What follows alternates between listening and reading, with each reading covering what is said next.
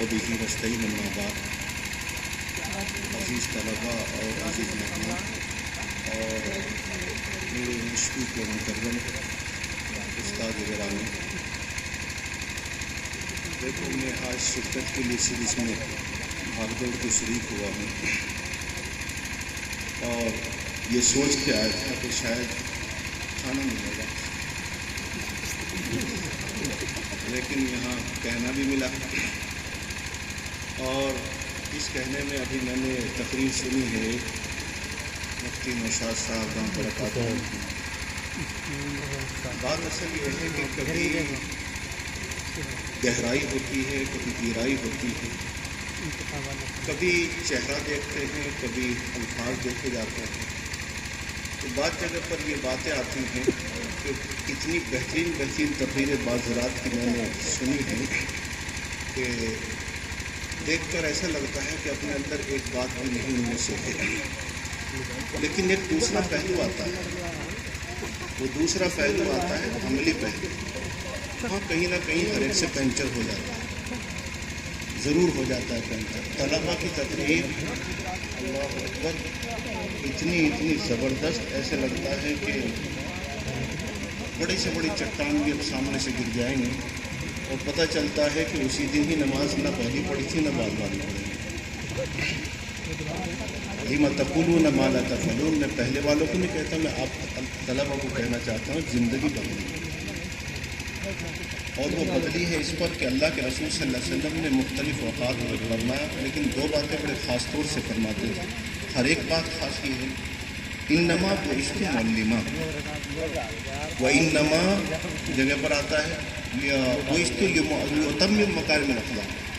یہ جو مکارم اخلاق یہ اس وقت اتنا ضروری ہے، آپ کو نظر آئے گا جس کو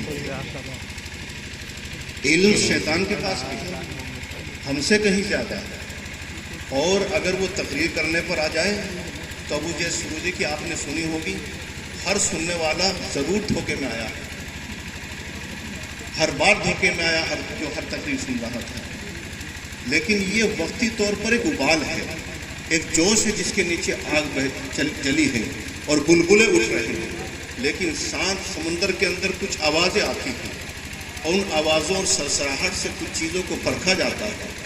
اس پرکھنے کے ساتھ ساتھ میں یہ ہے کہ جس طرح ہم خود یہ سوچتے ہیں کہ کسی علاقے میں جاؤ یا کسی جگہ پر گفتگو کریں، اس لیے نہیں کہ میں یہ دکھاؤں کہ مجھے کچھ آتا ہے یا جاتا ہے. دل یہ کرتا ہے کہ ان کو کیا ضرورت ہے، ان کے سامنے کیا پیش کیا جا سکے. تو لہٰذا الفاظ چاہے کمزور سے کمزور اور دیہاتی انداز میں دیہات میں جا کر پہنچ گئے ہیں، تو مقصد یہ ہے کہ ان تک بات پہنچانی ہے. اب آپ کو اس جگہ سے نکلنے کے بعد مختلف جگہوں پر اکٹھا ہونا جانا ہے، اور ایک آپ کی دنیا الگ الگ ہوگی. ساتھیوں کے ساتھ کچھ اور مسئلہ ہوتا ہے، اور پھر الگ ہونے کے بعد آپ امام بھی ہیں، آپ مقتدا بھی ہیں، آپ مفتی بھی ہیں، اور آپ حضرت جی بھی ہیں. ہر جگہ پر آپ بنیں گے. لیکن بعض دفعہ کیا ہر دفعہ اکثر دفعہ ایسا ہوتا ہے یہ جوش کے اندر ریس زیادہ دیتے ہیں. جس محتمیم نے آپ کو رکھا ہے اس کے جلدی سے اس کو ہٹانے کے پیچھے پڑ جاتے ہیں، یا اس کی صلاحیت کو جانچنے پرکھنے کے لیے طلبا میں وہ غیبتیں شروع ہوتی ہیں جو ہم اور آپ تقریر میں کہتے ہیں کہ بالکل ناجائز و حرام ہے. کوئی مجلس ایسی نہیں ہے جہاں غیبت نہ ہوتی ہو، اور یہ غیبت ایسی ہے جس سے آپ خود پناہ نہیں مانگتے. اور کوئی دن ایسا نہیں ہے جس دن میں اور آپ جھوٹ نہیں بولتے.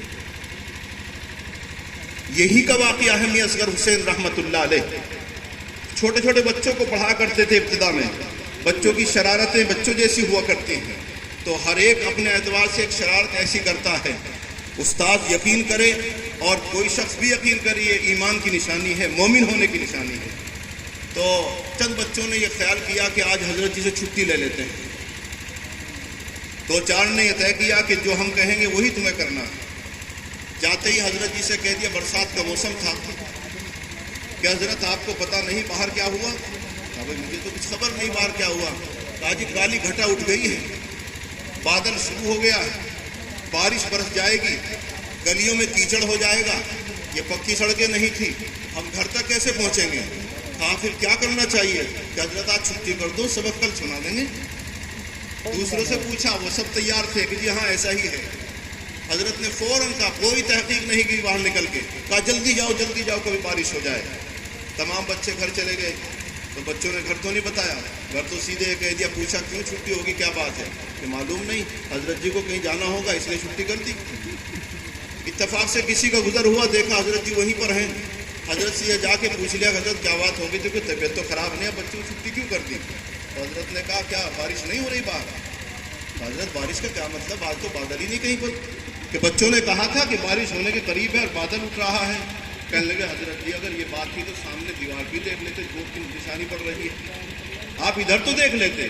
تو حضرت نے کیا کہا کہ ہاں اس دیوار پہ میں نے جب بھی دیکھا دھوپ ہی نظر آ رہی تھی، لیکن دل میں یہ خیال آیا کہ یہ میری آنکھیں جھوٹی ہو سکتی ہیں جو دھوپ دکھا رہی ہیں، یا مسلمان کا بچہ جھوٹ بول سکتا ہے۔ تو میں نے اپنی آنکھوں کو جھوٹا کرنے کے بعد مسلمان کے بچے کو سچا مان کر چھٹی کر دی، اور یوں کہہ کے ہاتھ اٹھا دیے۔ پاک پروردگار آج بچوں نے چھٹی کے لیے جھوٹ کا سہارا لیا ہے، اے میرے اللہ ان کو سچا کر دے۔ خدا نے بارش برسا دی اسی میں۔ لیکن یہ ہم نے جو اختیار کیا ہے جھوٹ کا کاروبار، موبائل نے جھوٹ کیا، سب کچھ کیا ہے۔ بہرحال ہم سے بھی بولا جا سکتا آپ سے بھی، لیکن کہنا وہ چاہیے اس کو خود کرنا چاہتے ہو تو اس بنا پر کنٹرول کرنے کی کوشش کرتے ہیں، جہاں تک ہو سکے کنٹرول کرنے کی کوشش کرتے ہیں۔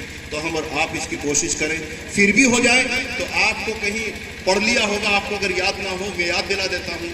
اللہ کے رسول صلی اللہ علیہ وسلم نے ارشاد فرمایا، کسی کی غیبت ہو جائے تم جا کر تو نہیں بتاؤ کہ میں نے آپ کی برائی کی تھی، لیکن کم سے کم اتنا تو کر سکتے ہو کہ اللہ سے اس کے لیے دعائے مغفرت مانگو، غائبانہ مانگو، یہ اس کے لیے کفارہ ہوگا۔ تو عزیز طلبہ آپ جا رہے ہیں، ہم تو فیلڈ ہی میں جاتے ہیں روزانہ، اس کے لیے وہاں سے نکلنے کا وقت ہی نہیں مل پاتا، ادھر سے ادھر بھاگ کر کے ابھی 2-3 جگہ اس طرح عام دیہات، بالکل نیچے والے دیہات میں جانا پڑتا ہے۔ لہٰذا یہ مزاج ہٹانے کے بعد سارے مزاج سے پالا پڑنا ہے، سارے مزاجوں سے آپ کا پالا پڑنا ہے۔ تو آپ کو اس مزاج کے ماتحت اپنے اخلاق کو بنانا ہے، اور اخلاق کو بنانے کے لیے پریکٹیکل اللہ کے رسول صلی اللہ علیہ وسلم نے یہ بتایا کہ ہر نبی نے بکریاں چرائی ہیں، فرمایا میں نے بھی بکریاں چرائی ہیں، اور یہ بھی فرما دیا اونٹ کے چرانے والے ان کے ساتھ رہنے والوں کے دل سخت ہوتے ہیں، تو بھینس والوں کے بھی سخت ہوں گے، لیکن بکری چرانے والوں کے دل نرم ہوتے ہیں۔ جو نرم مزاج ہوگا وہ برداشت کرے گا، جو برداشت کرتا ہے 50-50 60 سال تک ایک مسجد میں گزارتے ہیں، اور وہیں پر وہ اتنا طاقتور ہو جاتا ہے، اتنا طاقتور کہ اس کے شاگرد بڑے ہو جاتے ہیں، پھر وہ حضرت جی وہیں پر بنتا ہے۔ لیکن اگر ہم نے مزاج کو نہ بنایا تو عوام نے بھی تمام ائمہ کا فٹ بال بنا رکھا ہے، 6 مہینے 10 مہینے 1 سال 1.5 سال ٹھہرنے نہیں دیتے، کیوں نہیں ٹھہرنے دیتے کہ ہمیں برداشت کا ماتا ہے۔ آپ کو ہمیں زیادہ برداشت کرنا اور حد المقدور برداشت کرنا، جھنجھلاہٹ آئے تو پھر واپس آ کر اپنے علم سے سبق سیکھیں، اخلاق سے سبق سیکھیں، پھر حضور پاک صلی اللہ علیہ وسلم کی ان تمام ادوار اور تاریخ کی طرف نظر دوڑائیں کہ اللہ کے رسول صلی اللہ علیہ وسلم سے سامنے کون کس طرح گفتگو کر رہا تھا، اس اللہ کے رسول صلی اللہ علیہ وسلم نے کیسے برداشت کیا۔ کوئی آیا حضور کا گریبان پکڑ لیا، کبھی سخت جملہ نہیں کہا، کسی نے حضور پاک صلی اللہ علیہ وسلم کو 3 دن کھڑا کر دیا لیکن اس پر بھی سخت نہیں ہوئے۔ یہی تو اخلاق حسنہ تھی جس نے ان کو پوری دنیا کا سردار بنا دیا، انبیاء کا سردار بنا دیا، اور ہمارا آپ کا جو پیشوا ہے، اللہ رب العزت کا کرم ہوا کہ ہم ان کے امتی ہیں، کوشش کرتے ہیں۔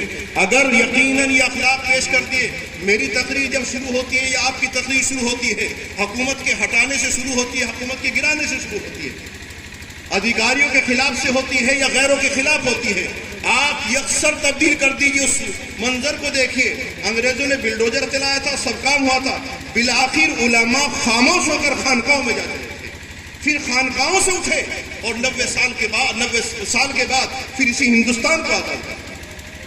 58-57 کے بعد کیا گزری تھی آپ سب جانتے ہیں، اتنا سا کہنا آسان ہے، 1857 اور 1947 90 سال تک کرب و بے چینی میں گزری ہے، اور تہے دیکھ گئے ہیں علماء، لیکن آخر میں اصلاح کی فکر بالکل خاموش ہو کر حکومت کے خلاف بولنے سے بالکل اپنے آپ کو کنارہ کش ہو کر خانقاہوں میں بیٹھ گئے اور اپنے بچوں کے اور آنے والی نسل کی ایمان کی فکر میں لگ گئے۔ اب ہمیں بھی آپ کو کفر کی آندھی کے سامنے کھڑا ہونا ہے، تو کھڑا ہونے کے ساتھ ساتھ اب آندھی کا طوفان کا رخ اڑا نہیں جاتا، اپنے سفر کے متعلق سوچا جاتا ہے۔ طوفان رکے گا جب جاؤں گا، یا ایسے آہستہ آہستہ جانا ہوگا، بارش ہوگی تب بھی انتظام کریں گے۔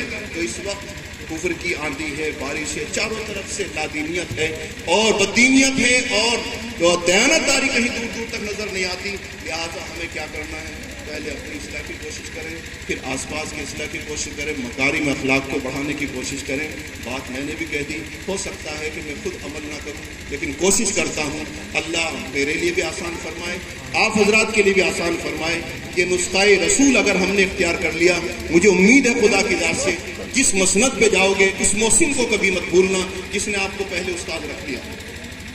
آپ یہ نہ سمجھیں اس نے کل آپ کی تعریف کی ہے، جاتے ہی کہا ایسا مدرس لے کے آیا ہوں، دارالعلوم سے دیوبند سے فارغ ہے، ایسا مفتی لایا ہوں، اور اس نے تعریف کی ہے تاکہ اس کا اعتماد بڑھ جائے. اس تعریف کا آپ نے ناجائز فائدہ اٹھایا، پرانے استاد کے خلاف بولنا شروع کر دیا، پھر کرتے کرتے آپ اس محتم کے خلاف بولنا شروع کیا. طلبہ کے اندر یہ غیبتیں چلتی ہیں.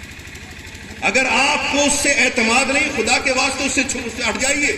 طلبہ کے اندر بدتینی مت پیدا کیجیے. جب عالم رہتے ہوئے ادھر محتم نکلا، ادھر ذمہ دار نکلا، ادھر اس کے خلاف بول رہے ہیں، یہ ہماری درسگاہوں میں بہت زیادہ ہے یا ہماری تہذیب میں بہت زیادہ ہے. اس کا احسان مانیے کہ اس نے آپ کو رکھا ہے، اور ہو سکتا ہے کہ آپ کے اخلاق اس انداز کے ہوں کہ آپ اس مسند پہ آ جائیں. اللہ رب العزت مجھ سے تو کہا تھا مختصر ہی، لیکن میں کہیں اور لگا کہ بولتا ہوں.